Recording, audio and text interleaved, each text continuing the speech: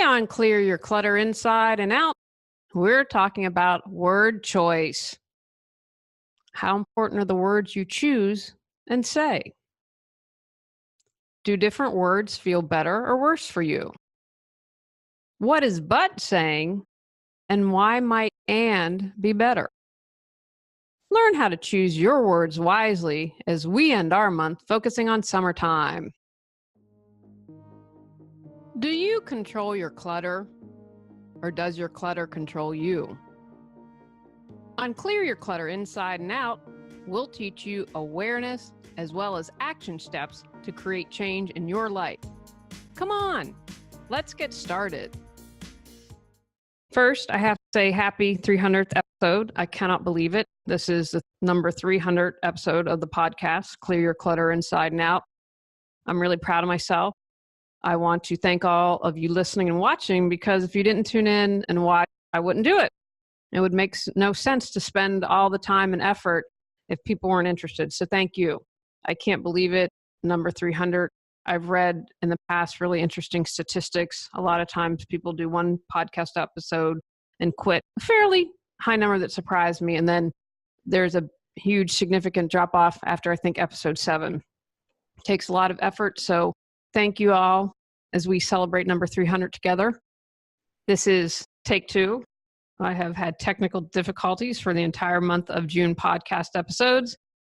Just trusting, maybe I said something that wasn't right and I'm getting on what everyone needs to hear. So we're trusting the process on that. And I hope that everything has been solved. We move in, we'll see how the new internet works, and hopefully it'll happen. Today's episode was inspired because this was something I have, as I've worked with people. If you've been listening for a long time, you know I work with a coach. Different times, different people, always switching that up. Have been reconnecting with my first ever spiritual teacher, which has been wonderful because she's just awesome. And so I've been, your thoughts are things, but also the word choice that we say. And so I'd worked with someone wonderful, Lisa Brown, and I think we have an interview on the podcast much earlier on, who really started to make me be aware, like, what words are you choosing? And to be more conscious of that. Everything's energy. And the words that you put out have a certain vibration. Now, of course, intent behind what you say and energy behind the words is important too. For instance, I live in North Carolina, and when I first heard bless your heart, I thought, oh, how sweet. No. That is actually an insult. I guess the thing that I would share is basically, you're an idiot. That's kind of what it says to me when people are saying that. So that is not a compliment.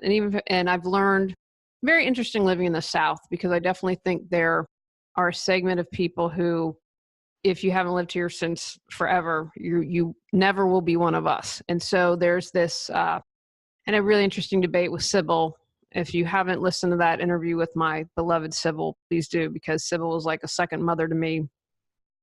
Always offering up wisdom, and was from Natchitoches, Louisiana. And we once had a discussion. She said, well, of course, I would never not be polite, or I would never be rude to someone even if I didn't like them. And my perspective was, well, yeah, you don't have to be rude, but if you're like, hey, and thinking you're throwing daggers at them, I don't know, is that really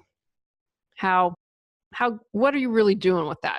And so people in the South will always be polite, even if they are not thrilled to see you, which is, that's just my perspective on it. But anyway, sharing that is because whatever is behind the energy, of course, is important. But when I started to work with Lisa, she was the first one. I'm going to share a couple examples with you.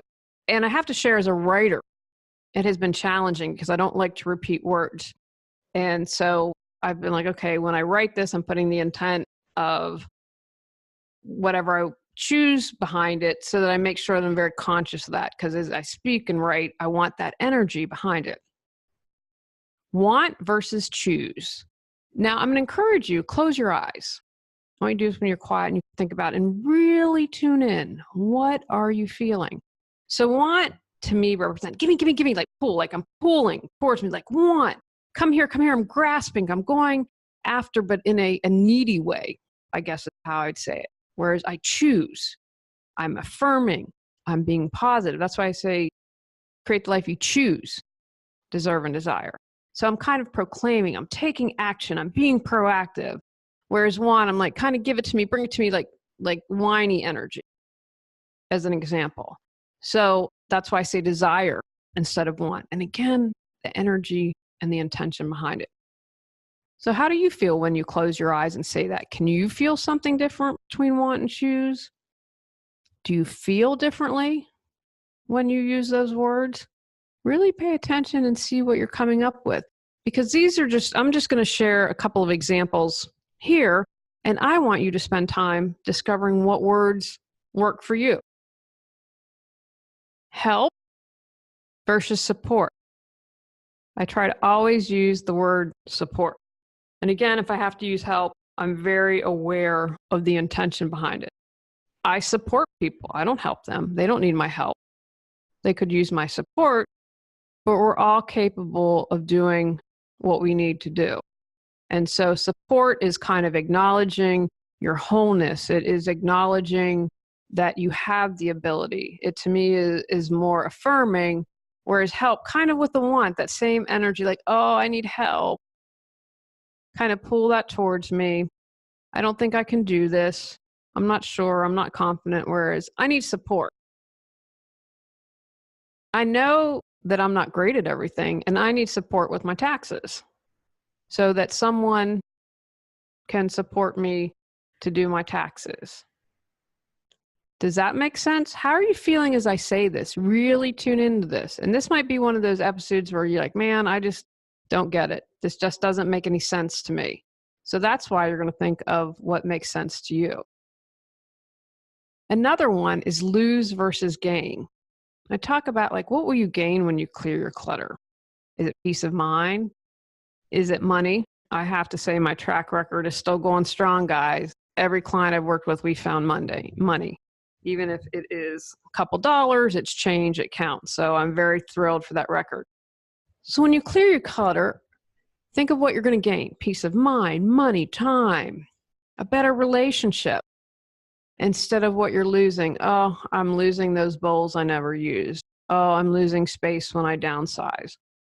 Look at the gain versus a loss. I'm going to become healthy as opposed to I'm going to lose weight. Have you lost a client because you couldn't find the business card for the person who is interested in your services? Did you double book speaking engagements and now have to figure out which one to cancel? Did you lose business because you suddenly had more clients and weren't able to manage it all? Julie Coraccio offers business coaching and focuses on podcasting, professional organizers, and solopreneurs and entrepreneurs. Visit reawakenyourbrilliance.com to learn more. And I read an entire book about this. This one is the most challenging for me. And I think because sometimes it sounds awkward when I use and instead of but. And I was having the books reviewed, and gosh, guys, I'm hoping really by the time this airs that they're published. I've spent over a month with Amazon, KDP, trying to get this stuff published. I feel like I'm going to lose my mind. Come on, Mercury, get out of retrograde. And so it's challenging for me to sometimes use and instead of but. And I was working on the book and I had it, proofer was like, I don't understand this. This sentence doesn't make sense. And so that was one of the times I had to say, okay, I have to go for not using the exact word choice I wanted, but put the energy behind it. Why do I try to use and instead of but? But can mean justifying behavior. I know that I shouldn't throw the trash back in the neighbor's yard, but they don't pick up their own trash. See, in that sentence, I'm justifying my behavior. But can also mean victimization. I should be aware of my expectations for selling our home quickly. The realtor told me it was. In that sentence, I'm the victim. By far, I am the victim. Are you listening? Are you picking up on that? Or, but can also absolve us of responsibility. We take zero responsibility. I really wanted my books to be published quickly, but KDP has made that not happen. right? I don't have zero responsibility that I could have hired someone or I could have planned for this forever process to get them. You know what I'm saying? I mean, I have to bear some responsibility on that. Why it's frustrating. I'm part ownership of getting this stuff published.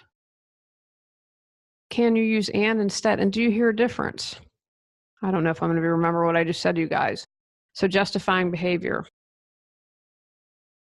I threw the trash back in the neighbor's yard and they don't pick up theirs. It doesn't justify. I don't feel like it's justifies it to me in that sentence. It includes both of those factual statements. It's not justifying it. It's like, okay, I did this and they did that. Are you noticing a difference? Let's look at the victimization and redo that sentence. The realtor told me the house would sell quickly and I had high expectations it would sell the first day. I'm not a victim. I have to own that that was my expectation. And taking responsibility. Oh my gosh, that's the last one I did. And the KDP. It's taken forever to get these books published on Amazon, and I could have done some research or I could have hired someone. I had other ways of finding out it would be such a long, drawn out process. So play around with that a bit. How do you feel with and but? Are you kind of feeling and getting what I'm trying to say? This next item is for my father, Big J. And it is, how are you feeling and how you respond to that? When I was in high school, my father said to me, whenever someone asks you how you're feeling, respond that you're excellent. And even if you aren't excellent in that moment, if you say it often enough, you'll become it. And I kind of am cracking up because I am probably the most spiritual person in my family and really study this, and it's a huge part of my life. And I'm just going to be straight up honest that sometimes I was kind of a brat about this. And so I have to laugh and acknowledge what I've learned from my parents and telling in their own way, because sometimes we are talking about the same things but speak it differently. So I have to acknowledge the awesomeness of that. So anyway, that's something my dad told me when I was in high school. And I have to tell you, I do this a lot. And I cannot tell you how many times people comment, no way, really? You're the first person I've ever had say that. Most of the time when I ask that, people moan and groan and complain and blah, blah, blah, blah, blah. So that's another way to be aware. When someone asks you, how are you feeling? How do you typically respond? And can you change that? Okay, and I'm not talking about if you're grieving or grumpy, you know what? Yeah, I'm feeling kind of a grump monster, crank monster today, and I know it'll get better. You know, you can add that and in there so it doesn't have to become it. So it's just that balance, being aware and being honest. But remember, when you say it, someone once told me if you sometimes have to share something, then it helps you release it. And I have found that to be true. If there's something I don't want to repeat or don't want to share because it shouldn't be public, I say that to one person and then I'm able to release it. What other words or phrases have you noticed with this? Or what would you choose? Have you noticed certain things like when people say that? And that's a great thing. Like, I love social media because I can examine. I can look at the energy of something. I can watch what people say, and it's fascinating to me. You can really learn a lot. So I'd encourage you, check out what people are posting. Would you do a different word choice? Does how the person phrase it or say it make it go a certain way? And if you were to rephrase, would it feel differently? Would it appear differently? And think about that but. If you're saying but in your life, are you justifying your behavior, playing the victim, or not taking responsibility? Start to become aware of that. And let me know what you find. I'd be super curious. Take actions from today's podcast. Pay attention to your word choice. Close your eyes and see if you can feel the energy of the words. Be clear in your intent in what you say. Choose your words wisely. Hey guys, summer break. Woo woo! 6 weeks off. Really need it. I have just been insane. Again, by the time this airs, Mercury will be direct, I think, for a while. I think in June it goes back indirect a little bit. We'll see. I have to check my little handy dandy chart. I return Tuesday, August 20th. Have fun, be safe, be adventurous, be you. Go out, clear your clutter to create the life you choose, deserve, and desire. When you clear your clutter, you can share your gifts with the world. Sign up for our free newsletter at reawakenyourbrilliance.com. If you've enjoyed Clear Your Clutter Inside and Out, please rate, review, and share us.